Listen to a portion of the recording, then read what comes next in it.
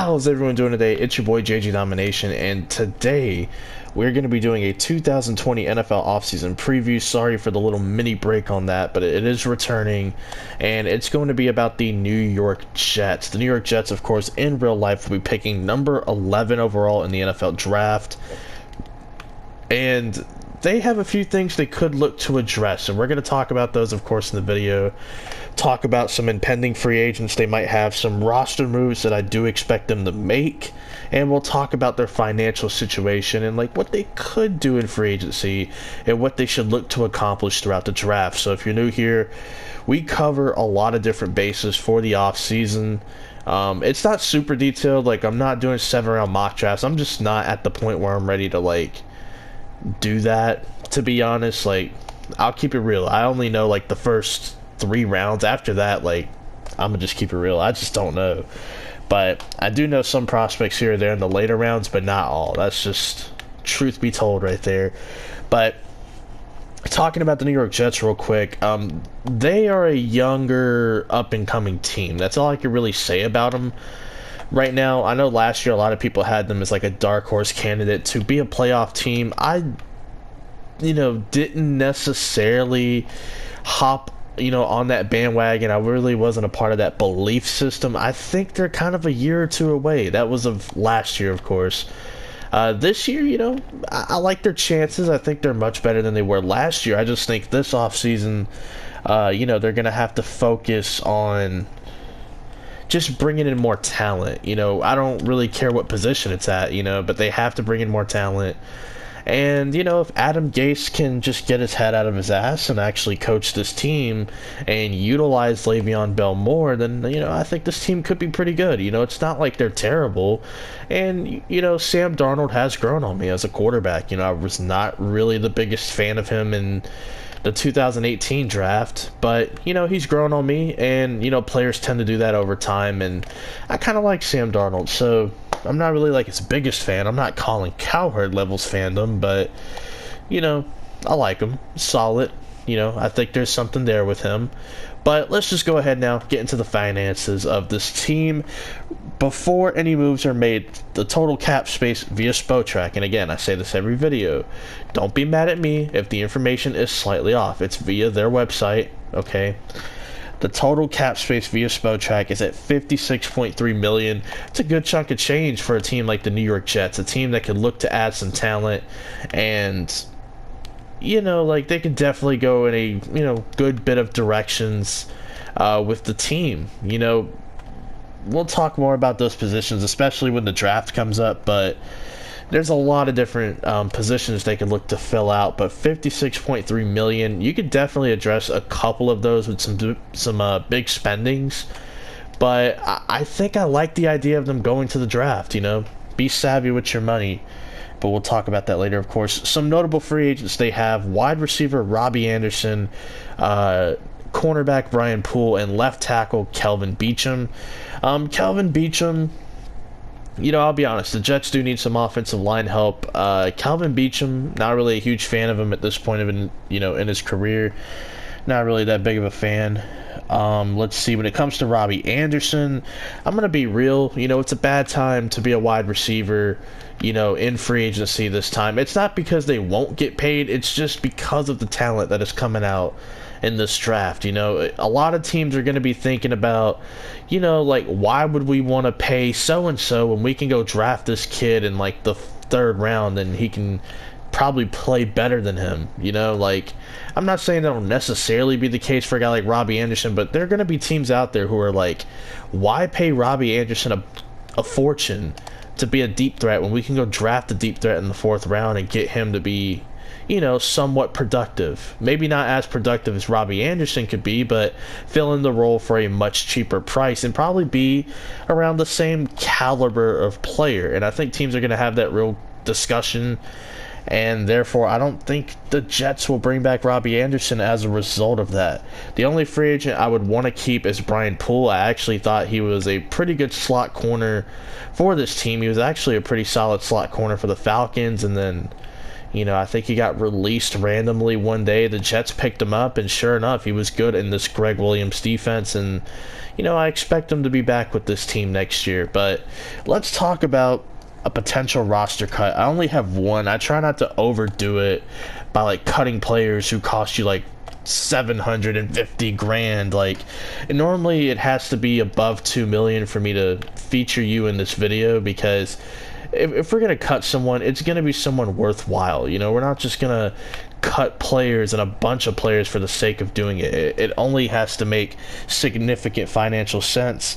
And cornerback Darryl Roberts is going to be our cut right here, saving roughly 5.8 million. I do think it's like 5.78, but we're going to round it up to 5.8 million. Darryl Roberts, decent corner depth. I don't know if you want to be paying a depth piece 5.8 million. If he's not even a starter and not even that good in general. So get rid of that 5.8 million, use it elsewhere. And now the new cap total after that is going to be 62.1 million. That's a good number for the Jets entering free agency. They can get a lot of stuff done for 62 million. And to be honest, they don't even have to go crazy with the spending. And normally in the videos I have like 4 or 5 free agents that they should go after. In this one I have 4, but I'm thinking about, for certain teams, cutting that number down to maybe 2 or 3, because every team is not going to go free agent crazy. We just try to project good fits at an affordable price based around how much salary cap they have. So for the Jets, the first free agent target, of course, is going to be cornerback Brian Poole. It's a free agent that I think this team should look to keep in real life, and I think they'll pay him a pretty decent price to be their slot corner, maybe for the next 2 to 3 seasons. I think he should be priority number 1 because he was a good player for them. Keep your guy in-house, and, just don't overthink it. Like, he's a good corner. He's good for the role that he's given, and it's as simple as that. The second potential free agent target they should go after is tight end Austin Hooper. Now, we've talked about Austin Hooper a couple of times, but we haven't really featured him as a potential free agent target. There's only so many fits out there for him. Yeah, he's a good player, but projecting where he's going to go is tough because, number one, while he's a good player, I don't really know how many good fits there are out there because not all offense utilizes the tight ends. Not all of the offenses out there will do that. And that's the thing, like Atlanta last year did a good job using their tight end Austin Hooper. A lot of that has to do with Dirk Cutter coming in there to, be one of the faces of the offensive staff. And, he was more notable for using the tight ends in Tampa Bay, seeing a lot of production out of Cameron Brate. And early on with O.J. Howard, even O.J. Howard was getting into the mix. But, and not to throw shots at Bruce Arians, he's just a different type of cat when it comes to how he runs his offense. But it's like ever since Bruce Arians got there, just the tight end position in Tampa Bay has become more neglected. And in Atlanta, that wasn't the case. They used their tight end a lot more, and Austin Hooper saw a career year and a season in which Austin Hooper was regarded as one of the top tight ends in football. So he's going to get paid because of it, and I think a team like the Jets could afford to go after him.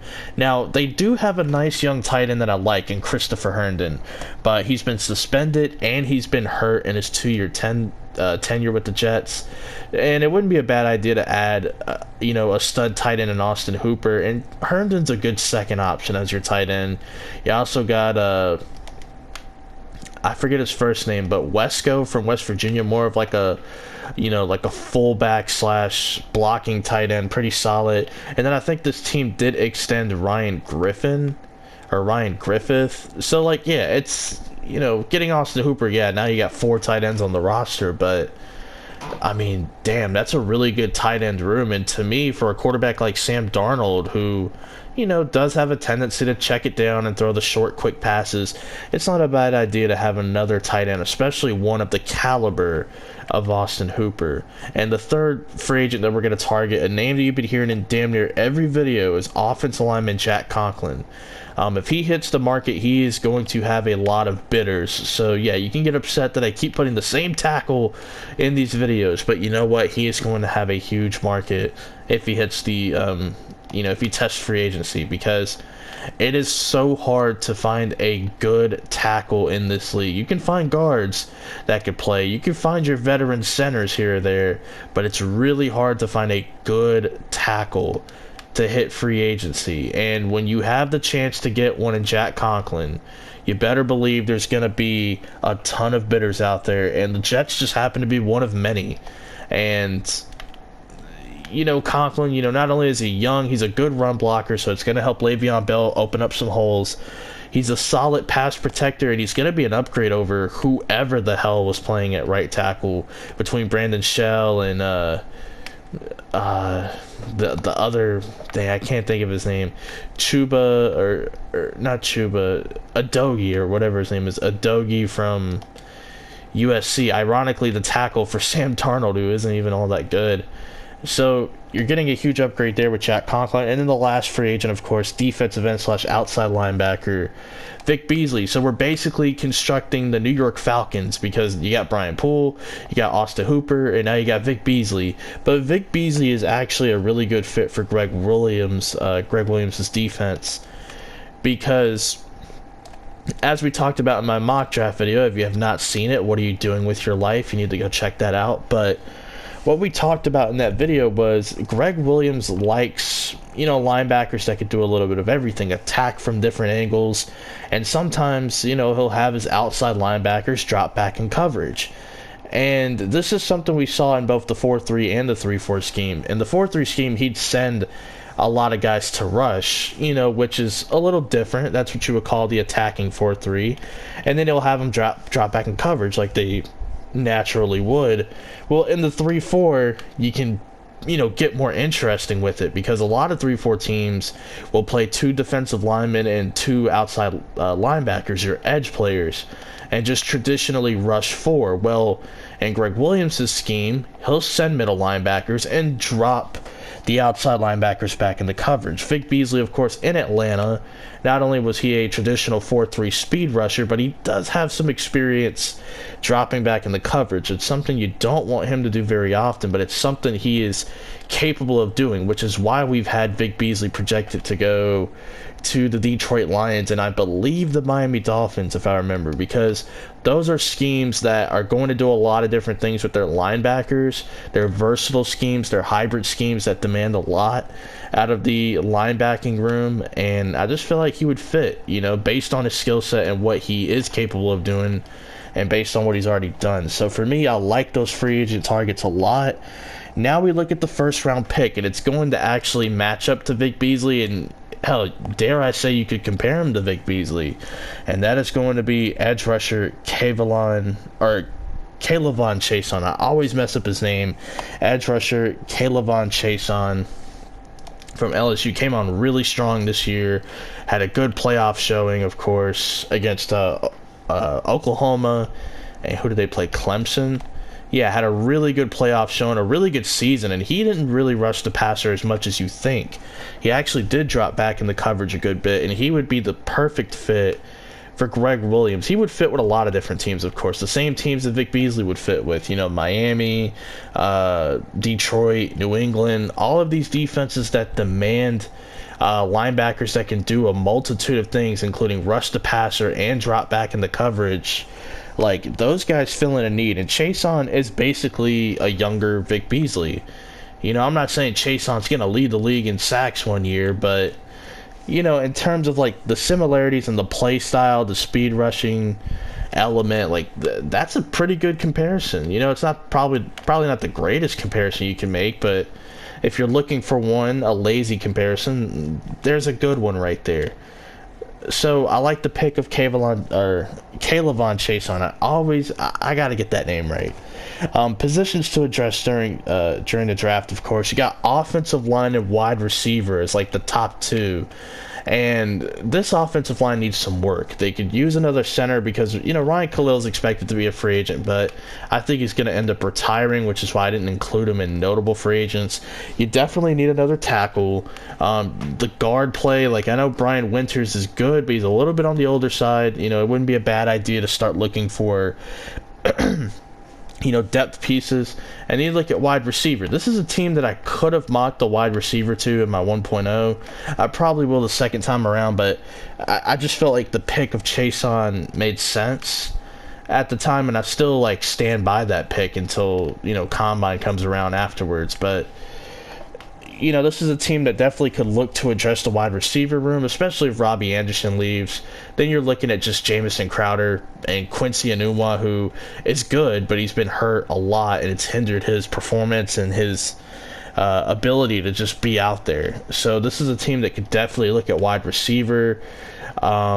Another need that we have for them is edge rushing depth. This is a team that desperately needs edge rushing help. We give them two in the form of Vic Beasley, Kaylavon Chason, but this team could use more. I feel like the more edge rushers you have, the better. It doesn't hurt to have more than enough at that position. And you look at the defensive back depth. This is a team that definitely could use some more corners and maybe, a solid backup safety. I mean, hey, why not? Doesn't hurt to have more defensive backs that could play, and probably running back depth, because even though I didn't include this player in notable free agents, Ty Montgomery is also a free agent, and I just feel like you can get a pretty good running back in this class in the 4th or 5th round that can come in and play. So I like that there for the New York Jets. I would consider that a good offseason for the New York Jets if all of those things end up happening. But hopefully you guys enjoyed. The next team we're going to be covering is the Las Vegas Raiders. It's going to be a ton of fun to look at that team and see what we can do. So hopefully you guys enjoy, and peace out.